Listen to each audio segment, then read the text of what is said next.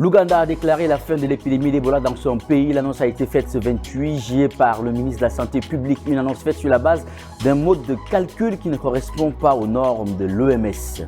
Au Nigeria, au moins 30 morts dans une attaque contre un village dans le nord du pays dans la nuit du dimanche 26 au lundi 27 juillet. Une attaque condamnée par le président Bola Tinubu qui promet de mobiliser un nombre important de forces de sécurité pour en traquer les auteurs.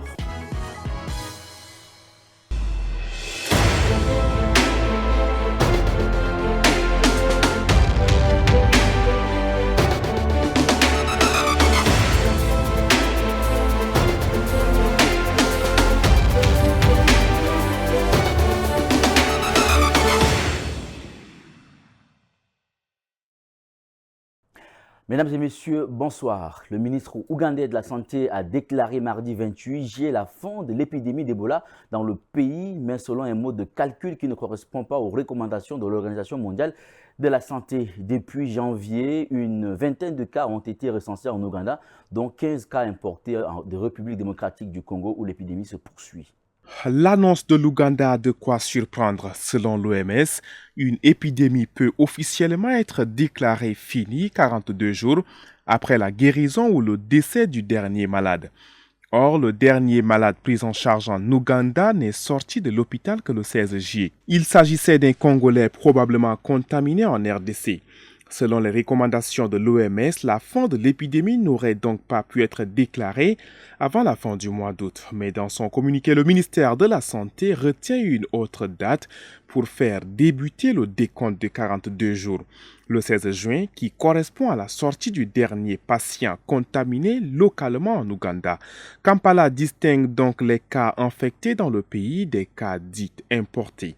Cette approche diffère de celle de l'OMS pour qui ce qui compte n'est pas le lieu où la personne a été contaminée, mais la possibilité qu'elle ait transmis le virus sur le territoire concerné. Elle diffère aussi des propos tenus récemment par les autorités ougandaises qui, elles-mêmes, le 16 juillet dernier, lorsqu'est sorti de l'hôpital le dernier patient traité dans le pays, indiquaient tout comme l'OMS que le compte à rebours commençait. Au Nigeria, Bola Tinubu a condamné l'attaque sanglante d'un village du sud de l'état de Kaduna par une bande armée qui a tué une trentaine de personnes dans la nuit du dimanche 26 au lundi 27 juillet. Le président nigérien a promis de mobiliser un nombre important de forces de sécurité pour en traquer les auteurs. Le nord du Nigeria est régulièrement le théâtre d'attaques entre des éleveurs musulmans et des agriculteurs majoritairement chrétiens. Bola Ahmed Tinubu l'affirme. Ceux qui cherchent à déstabiliser la paix et la sécurité durement gagnés ne resteront pas impunis. Peu après minuit lundi 27 juillet, les habitants du village de Naridon entendent les premiers coups de feu tirés par un groupe d'hommes armés. Ils massacrent sans distinction les villageois, les poursuivant même dans la brousse environnante avant de mettre le feu aux maisons. Dans le sud de l'état de Kaduna, les attaques entre communautés d'éleveurs musulmans et agriculteurs à majorité chrétienne sont récurrentes. Cette attaque est jugée l'une des plus meurtrières de ces dernières années par Amnesty International. Son directeur nigérien Issa Sanusi juge la réponse des autorités insuffisante. Dire qu'ils traqueront les attaquants et s'occuperont d'eux ne suffit pas. Nous devons voir un changement concret. Nous devons voir plus de protection, explique-t-il. La situation dans le sud de Kaduna est volatile depuis 2 décennies ou une décennie et demie. Mais cela ne suffit pas, que la situation doit continuer telle qu'elle est.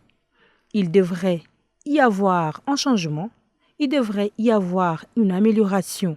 La semaine dernière, le président nigérien a annoncé le recrutement de 28 000 soldats face aux nombreux défis sécuritaires auxquels est confronté le pays.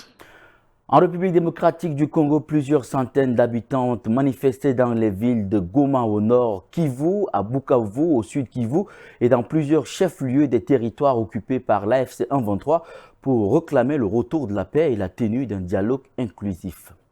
À Bukavu, la marche a été organisée par la société civile et les mouvements citoyens pour dénoncer les mauvaises conditions socio-économiques dues à la guerre, contre les sanctions onusiennes, contre l'AFC 123, mais aussi pour s'opposer au changement de la constitution en RDC.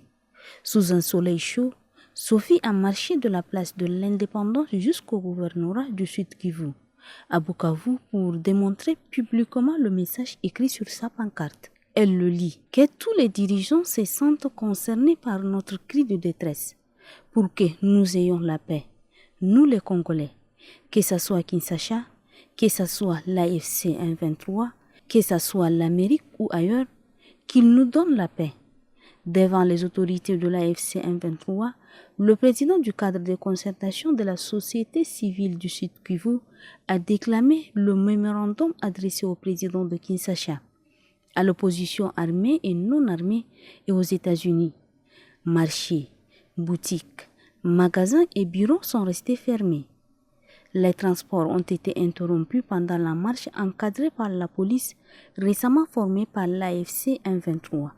Des critiques ont dénoncé une marche forcée et l'instrumentalisation de la société civile par l'AFC M23. Au Moyen-Orient, les frappes ont repris mercredi 29 juillet après une accalmie de plusieurs jours. L'armée américaine a annoncé avoir intercepté des missiles iraniens puis lancé une attaque conjointe avec l'Arabie saoudite contre des milices pro-iraniennes en Irak, faisant au moins une vingtaine de morts et de blessés. Ce mercredi 29 juillet, le commandement militaire américain pour le Moyen-Orient a annoncé des frappes conjointes avec l'Arabie saoudite visant des positions du Hajj al-Shabi, ex-paramilitaire intégré à l'armée irakienne, mais dont certaines composantes pro-iraniennes agissent toujours de manière autonome, avertissant l'Iran et ses groupes alliés de cesser leur attaque sous peine d'une nouvelle riposte américaine. Les gardiens iraniens de la révolution ont lancé de multiples missiles balistiques depuis l'Iran dans une tentative d'attaque surprise contre des forces militaires des États-Unis basées au Moyen-Orient, a annoncé mardi 28 juillet au soir le commandement central des États-Unis. Le premier ministre israélien Benjamin Netanyahou a rencontré mardi le président américain Donald Trump sur fond de tension à Washington pour la première fois depuis le début de la guerre au Moyen-Orient. Les deux dirigeants ont réaffirmé leur engagement indéfectible à empêcher l'Iran d'avoir l'arme nucléaire. Le séisme de magnitude 7,1 qui a frappé mardi le sud-ouest du Japon a fait au moins 13 morts selon la première ministre Sana Takaichi. Plusieurs personnes restent portées disparues ou piégées sous les décombres, notamment dans un centre commercial de la préfecture de Kumamoto. Les autorités redoutent encore de fortes répliques. Le séisme de magnitude 7,1 qui a frappé mardi 28 juillet le sud-ouest du Japon a fait au moins 13 morts, a déclaré la première ministre japonaise Sana Takaichi. De nombreuses autres personnes restent portées disparues dans la préfecture de Kumamoto, située au centre de l'île de Kyushu. La secousse a atteint le niveau maximal sur l'échelle japonaise d'intensité sismique. Les dégâts sont considérables, a ajouté Sana Takaichi. Des bâtiments se sont effondrés, des incendies se sont déclarés et plusieurs routes ont été endommagées. Quelques 38 000 foyers restent privés d'électricité.